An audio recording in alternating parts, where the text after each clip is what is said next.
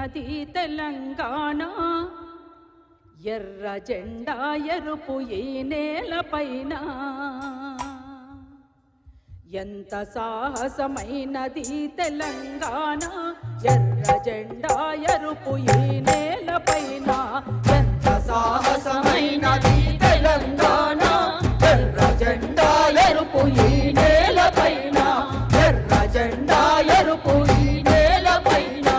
ఎవరి రక్తం మెచ్చట ఏరులై పారెను, ఎవరి త్యాగం పోరు నారులై మొలిచెను.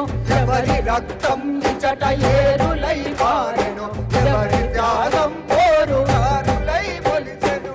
ఆ అమర వీరుల మదిలో నదలుచుకో, వారు చూపిన బాట వదలక నడుచుకో, వారు చూపిన బాట వదలక నడుచుకో. ఎంత సాహసమైన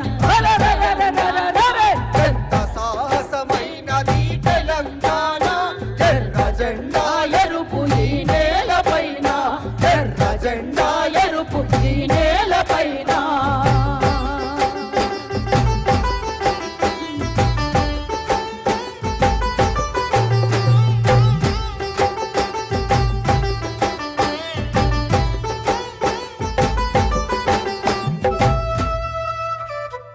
ఇట్లా ఎంతో సాహసోపేతమైనటువంటి మహత్తరమైనటువంటి తెలంగాణ సాయుధ పోరాటం జరిగినటువంటి ఈ నేల, ఆనాడు జరిగినటువంటి తెలంగాణ ఉద్యమం, ఈనాడు జరిగినటువంటి తెలంగాణ ఉద్యమం, ఆనాటి నుంచి ఈనాటి వరకు అలిసిపోకుండా ఆనాడు మొదలైనటువంటి ఆ తెలంగాణ వాదాన్ని బలంగా తన మనసులో నాటుకొని మలిదశ తెలంగాణ ఉద్యమంలో మాలాంటి వాళ్ళం పనిచేస్తున్నటువంటి తీరు వరకు కూడా అందరికీ ఒక ఆదర్శంగా నిలబడ్డటువంటి వ్యక్తి, మేము నానా అని పిలుచుకునేటువంటి వ్యక్తి ముచ్చర్ల సత్యనారాయణ గారు. ముచ్చర్ల సత్యనారాయణ గారు ఒక్క మాటలో చెప్పాలి అంటే, ఇంతకుముందు అందరూ మాట్లాడినరు, విఠల్ అయితే మొత్తం పుస్తకాన్ని మన ముందుంచిండు. హనుమంతరావు అన్న తన గురించి ఏమేముందో తన మనసులో అవన్నీ విషయాలు మన ముందుంచిండు. కాబట్టి ఇంకా నేను వాటి జోలికి పోను, మళ్ళీ మళ్ళీ రిపీట్ చేయడం. అయితే మొన్న ఒక వారం రోజుల క్రితం తమ్ముడు పృథ్వీ మా ఆఫీస్కి వచ్చినప్పుడు అమర్తో మాట్లాడుతూ, నాన్న జయంతి ఉంది అని మాట్లాడుతూ ఒక వ్యాసం కూడా మన నుంచి రావాలి అని మేమందరం కలిసి సంభాషించుకుంటున్నప్పుడు అమర్ టక్కున మాట్లాడుతూ ఒక మాట అన్నాడు. ఒక్క మాటలో చెప్పాలంటే ముచ్చర్ల సత్యనారాయణ గారు తెలంగాణ వైతాళికుడు అని అన్నాడు. ముచ్చర్ల సత్యనారాయణ గారు జనం మనిషి. ముచ్చర్ల సత్యనారాయణ గారు జనం కోసమే జీవించిండు. అంతకంటే ముందు ఒక మాట చెప్పాలి అంటే కరడుగట్టిన తెలంగాణవాది, కరడుగట్టిన తెలంగాణవాది. లేకపోతే నీలం సంజీవరెడ్డి గురించి ఆ పాట మన ముందుకు రావడము అంటే మామూలు విషయం కాదు. పాటగా, మాటగా, నటనగా, ఒక నాయకుడిగా, అట్లనే ప్రత్యక్ష రాజకీయాల్లోకి వచ్చి ఒక మంత్రిగా కూడా ఇన్ని రకాలుగా పోషించినటువంటి వ్యక్తి. అంతేకాకుండా ఆ కుటుంబంలో తండ్రి అంటే ఇట్లా ఉండాలి అనేటువంటి వ్యక్తిగా నాన్న ఇన్ని రకాల పాత్రలు పోషించినటువంటి వ్యక్తి వైతాళికుడు కాక ఇంకేమవుతాడు? యాదృచ్ఛికమే కావచ్చు, ఈ మాసంలోనే మిస్టర్ తెలంగాణ అని మనం పిలుచుకుంటున్నటువంటి ప్రొఫెసర్ కేశవరావు జాదవ్ గారు కూడా ఈ నెల 27వ తేదీనే. కాబట్టి ఇట్లా వీళ్ళు తెలంగాణ కోసమే ఆనాటి నుంచి ఈనాటి వరకు తెలంగాణ కోసమే వాళ్ళు అహర్నిశలు ఆలోచించిండ్రు. తెలంగాణ వాదాన్ని బలంగా వినిపించినటువంటి వాళ్ళు. రేపు ప్రమాణ స్వీకారం అనగా అంటే తన సాధారణమైనటువంటి జీవితాన్ని ఎట్లా కొనసాగించిండు అనే దానికి ఒక రైతుగా కూడా వ్యవసాయాన్ని ఎట్లా ముందుకు తీసుకుపోవాలనేటువంటి వ్యక్తిగా కూడా వ్యవసాయ రంగంలో ఈ మన దేశమే వ్యవసాయక దేశం. అట్లా వ్యవసాయ రంగాన్ని ఎట్లా కాపాడుకోవాలి అనేటువంటి దాన్ని కేవలం ఇంతవరకే పరిమితమై కాకుండా ఏమాత్రం సమయం దొరికినా చేలల్లోకి పోయేటువంటి వ్యక్తిగా కూడా మనందరికీ తెలుసు ముచ్చర్ల సత్యనారాయణ గారు. అట్లా ఒక రైతుగా కూడా వ్యవసాయాన్ని ఎట్లా కాపాడుకోవాలనేటువంటి దాంట్లో కూడా తనకు ఒక స్పష్టమైనటువంటి వైఖరి ఉంది. అందుకనే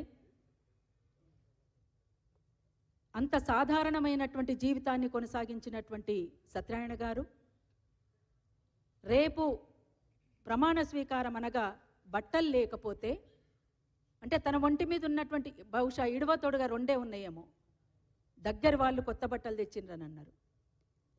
ఆ సమయంలో నాకు జన్మనిచ్చిన తండ్రి కామ్రేడ్ బండ్రు నరసింహులు గారి యాదికి వచ్చిండ్రు. ఎందుకంటే నేను ఇంటర్మీడియట్లో ఉన్నప్పుడు మా అమ్మ వ్యవసాయం చేసేది, మా నాన్న కమ్యూనిస్టుగా చివరి దశలో ఒక విప్లవకారుడిగా అమరత్వం పొందిన మాట మీ అందరికీ తెలిసిందే. అయితే నాకు కూడా ఇడవతోడుగా 2 జతలు ఉండేవి. మా మిత్రులందరూ కూడా చాటుమాటుగా నాతోటి డైరెక్ట్గా అనలేదు, కానీ చాటుగా విమలకు బట్టలు లేవా, ఈ 2 వేసుకొస్తుంది అని అంటే ఆ మాట ఈ మాట ఆ చెవున ఈ చెవున నుండి నా చెవున పడి నాకు బట్టలు కుట్టిండ్రి అని చెప్పేసి మా ఇంటికి వెళ్ళి అడిగినప్పుడు, అది భూస్వాముల లక్షణం బిడ్డ, ఎక్కువ జతలు బట్టలు ఉండడం అంటే కమ్యూనిస్టుల లక్షణం కాదు, బూర్జువా లక్షణం అది. అట్లానో అడగొద్దు నువ్వు, అసలు ఈ బట్టలు లేని వాళ్ళే ఇంకా చాలా మంది ఉన్నారు, కాబట్టి వాటి గురించి ఆలోచించొద్దు మనం అని చెప్పిండు. అట్లా నాన్న అంటే ముచ్చర్ల సత్యనారాయణ గారు తను ఇవాళ 100 ఏండ్ల కమ్యూనిస్టు పండుగ జరుపుకుంటున్నటువంటి ఈ సందర్భంలో ఒక ఆధిపత్య భావజాలానికి వ్యతిరేకంగా పాట ఎవరి కోసం ఉండాలి, ఒకవైపున ఆధిపత్య భావజాలానికి వ్యతిరేకంగా తను గొంతు విప్పిండు. అట్లనే పాట ఎవరి పక్షాన నిలబడాలి, పాట అంటే ప్రజల పక్షాన నిలబడాలి అని తెలియచెప్పినటువంటి వ్యక్తి ముచ్చర్ల సత్యనారాయణ గారు. అసలు ఇంతకంటే గొప్ప విషయం ఇంకేముంటుంది? ప్రజల కోసమే తన పాఠాన్ని వచ్చి ప్రజల కోసమే పాడినటువంటి వ్యక్తిగా మన ముందు ఇవాళ ముచ్చర్ల సత్యనారాయణ గారిని చూస్తున్నాం. అందుకోసమే ముచ్చర్ల సత్యనారాయణ గారు అప్పుడు ఇప్పుడు ఎప్పటికీ కూడా మనందరికీ ఆదర్శమే, చాలామందికి ప్రేరణ. అందుకోసం ముచ్చర్ల సత్యనారాయణ గారి గురించి అసలు వాస్తవంగా చాలామంది మనం చాలా చోట్ల చూస్తూ ఉన్నాం, వింటూ ఉన్నాం. 5 రూపాయల కోసం కూడా ఇయ్యలేదని చెప్పేసి తల్లులను తండ్రులను ఎవరినో ఒకరిని చంపేస్తున్నటువంటి రోజులు ఇవి. నాకేమిచ్చిండని ఈయన కోసం నేను మీటింగ్ పెట్టాలి, ఈయన కోసం నేను సంవత్సరానికి ఒకసారి సంవత్సరికాలు జరపాలి అని అనుకుంటున్నటువంటి వాళ్ళు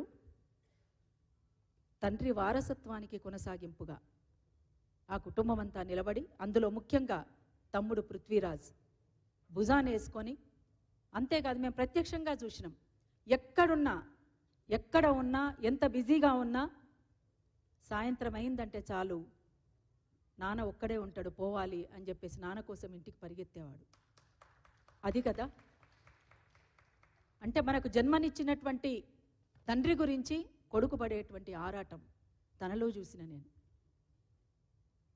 అది నిజంగా ఆ కుటుంబం అంతా కూడా తల్లిదండ్రుల పట్ల ఎంత గౌరవంగా ఉంటారో వాళ్ళందరితోటి నాకు అనుబంధం ఉంది.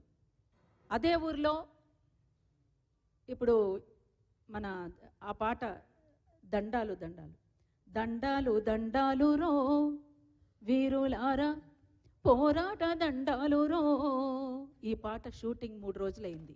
ఆ ఊర్లో షూటింగ్ అవుతున్నప్పుడు దాదాపు ఇక్కడే ఉన్న తమ్ముడు అంతర్పుల నాగరాజు దానికి కొరియోగ్రఫీ.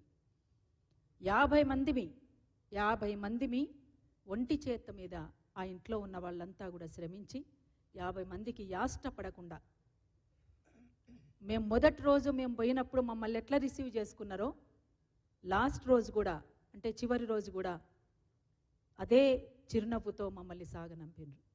అది ఆ కుటుంబం యొక్క పరిస్థితి. ఆ కుటుంబంలో అందరూ ఆ ప్రేమలకి ఆప్యాయతలకి, అంటే దాన్ని ఏదంటే తండ్రి నుంచి వచ్చినటువంటి వారసత్వం. అది ప్రజల పట్ల ఉండేటువంటి పరిస్థితిని, తీరుని, అది అందరికీ రాదు. అందుకోసం అంతేకాదు, ముచ్చర్ల సత్యనారాయణ గారికి నాకు తండ్రితో సమానం. ఆ ఊరు నాకు పుట్టిల్లు లాంటిది, ఆ ఇల్లు పుట్టినిల్లు లాంటిది నాకు ముచ్చర్ల గ్రామంలో. నాకు మొన్నటి వరకు సంగం రెడ్డి అని తెలియదు.